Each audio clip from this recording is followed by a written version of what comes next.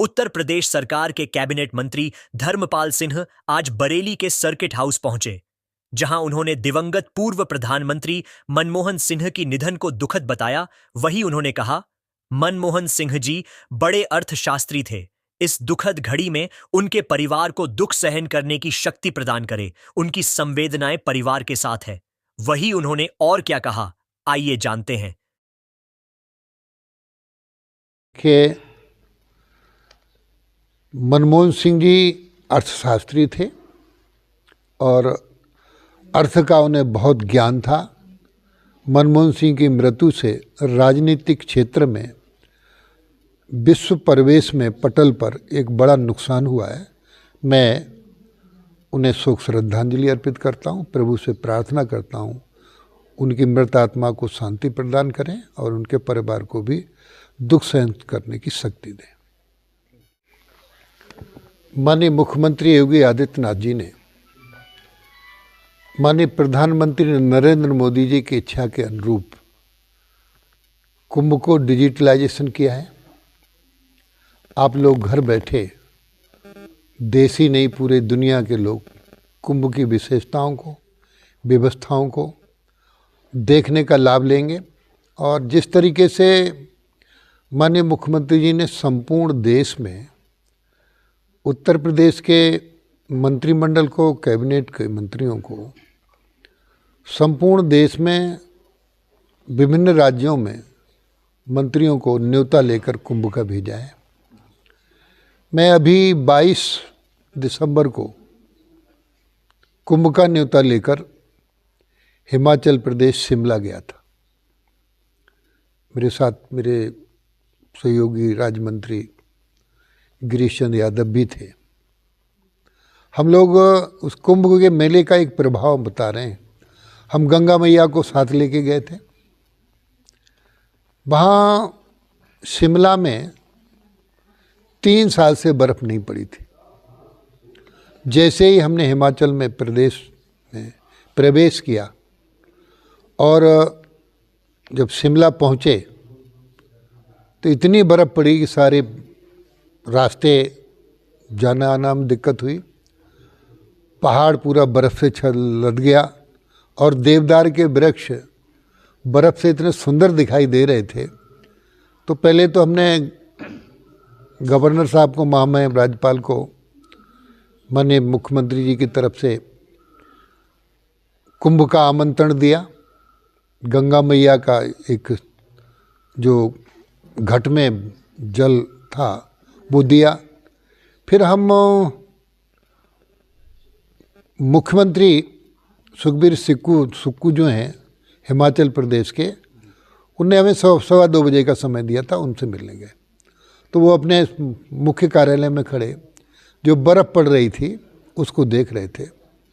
हमने उनको अभिवादन किया और लोगो दिया कुंभ का, गंगा मैया का एक घट दिया। उसे देखकर वो प्रभावित हुए, बोले गंगा मैया आप लेके आए हैं। हमने कहा ये गंगा मैया का ही प्रभाव है, कुंभ का ही प्रभाव है। जो कुंभ का न्योता मिलते ही 3 साल से पहले यहाँ बर्फ़ नहीं पड़ी थी। गंगा मैया का घट जो जल हिमाचल में आया और कुंभ का हमने न्योता दिया तो 2 दिन रहे हम गंगा मैया को लेके। 2 दिन बर्फ़ पड़ी और जब तीसरे दिन आए उसी दिन बर्फ़ पड़ना बंद हो गया। ये है कुंभ मेले की आस्था और व्यवस्था और श्रद्धा का एक लक्ष्य निर्धारित करना और एक अच्छा संदेश देना। ये गंगा मैया की विशेष कृपा है। देखिए, अभी अर्ध कुंभ हुआ था 22 में, तो करोड़ों की संख्या में लोग आए थे। कहीं कुछ रत्ती भर कोई रेगस किसी को नहीं लगी, कोई घटना नहीं हुई। और ये श्रद्धा का, आस्था का, सभ्यता का कुंभ है। ये देश ही नहीं दुनिया के लोग आ रहे हैं। पूरा डिजिटलाइजेशन है। स्वास्थ्य के लिए व्यवस्थाएं, अस्पताल खोले गए हैं, रहने के लिए व्यवस्थाएं हैं, आवागमन के लिए भी ट्रेन्स और बसेज की व्यवस्थाएं हैं, नहाने के लिए अच्छे पवित्र घाट हैं और पूरा प्रबंध है, कहीं कोई कठिनाई नहीं है। अब जो नास्तिक लोग हैं, जिन्हें आस्था का कोई वो नहीं है, जिनमें ईश्वर में विश्वास नहीं है, भरोसा नहीं है, देखिए मंदिर है या कहीं भी धार्मिक स्थल में जाने से श्रद्धा बढ़ती है।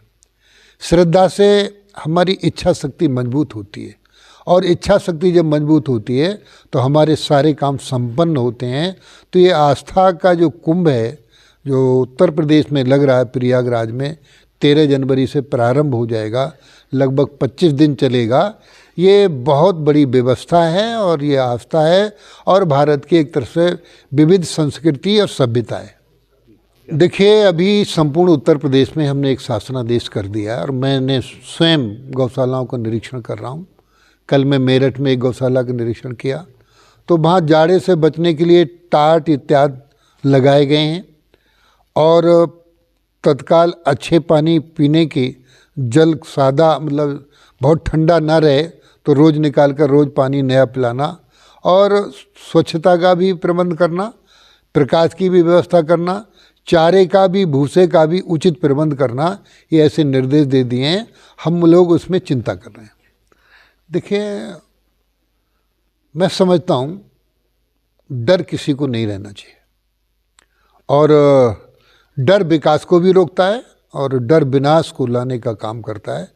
इसलिए डरने का तो काम किसी को है ही नहीं। इस संतों ने ये कहा है कि डरे नहीं, तो एक अच्छा है, किसी को नहीं डरना चाहिए।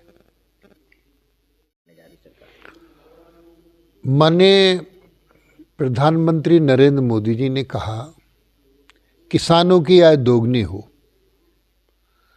उत्तर प्रदेश के मुख्यमंत्री योगी आदित्यनाथ जी अहर्निश काम कर रहे हैं, योगी सरकार उस पर ध्यान कर रही है।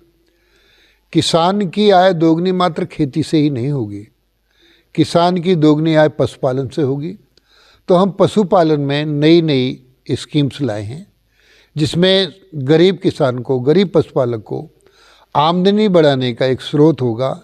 जैसे छोटी छोटी योजनाएं हैं, गौपालन के साथ साथ हमारी विभिन्न और योजनाएं गौपालन में। जैसे कोई भी सामान्य किसान पशुपालक 2 गायें खरीद कर लाता है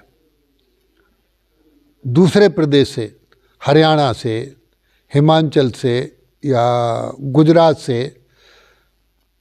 जैसे साहिवाल गाय गुजरात में मिलती है, तो कोई पशुपालक गुजरात से 2 गाय खरीद कर लाएगा, तो एक गाय पर हम 40,000 रुपये का अनुदान देंगे, 2 गायों पर 80,000 रुपये का अनुदान देंगे।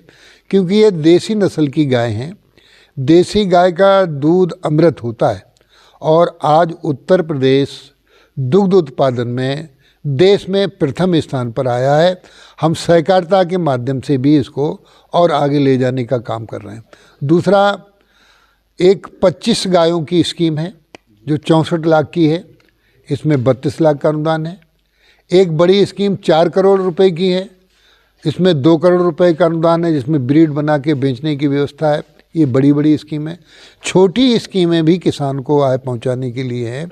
जैसे 10 बकरी 1 बकरा 1,70,000 की स्कीम है, इसमें 90% का अनुदान है। पशुपालक को मात्र 1,70,000 में 17,000 रुपये ही खर्च करने पड़ेंगे। वैसे भी बकरी एक तरीके से ATM है, एक बकरी ले जाए किसान, बेचे आवे, रुपया ले आवे। और डेंगू जब फैलता है, बीमारी पड़ती है, तो बकरी का दूध 400 रुपये लीटर बिकता है, और दूध की कोई कीमत नहीं है। हालांकि अब ये उपहास की बात नहीं, गधैया का दूध भी 1600 रुपये लीटर बिक रहा है, और ये बहुत महत्वपूर्ण है। जितनी सुंदरता की क्रीम्स बनती हैं वो सब गधैया के दूध से ही बनती हैं। तो ये सुंदरता के लिए और इस क्रीम बनाने के लिए भी काम आने का काम कर रहा है। तो हमने जैसे बकरी पालन की आपको योजना बताई, सूअर पालन की योजना है, मुर्गी पालन की योजना है। तो जैसे अब मुर्गी पालन में उत्तर प्रदेश की जनसंख्या काफ़ी है, हमारे पास 1 करोड़ अंडा रोज़ पैदा हो रहा है। हमें 3 करोड़ अंडे की ज़रूरत है। 2 करोड़ अंडा हरियाणा और बाहर से आता है। तो हम मुर्गी पालन में भी बड़ी स्कीमें लाए हैं, 1-1 करोड़ की, इसमें 50% से ज़्यादा का अनुदान है। तो किसान की आय दोगुनी करने का लाभ पशुपालन से होगा, जिसके लिए नए परिवेश में हम किसान को इसको पहुंचाने का काम करेंगे। अभी जो दुर्घटनाएं होती हैं, जैसे पशु गाय सड़क पर आ गई या कहीं और आ गई, तो रात में एक तो गाय को नुकसान होता है, जो आदमी टकराता है वो भी चोटिल होता है। तो हम रेडियम बेल्ट इन निराश्रित गायों को गले में डालने का काम करेंगे, ये नए वर्ष में शुरुआत करेंगे।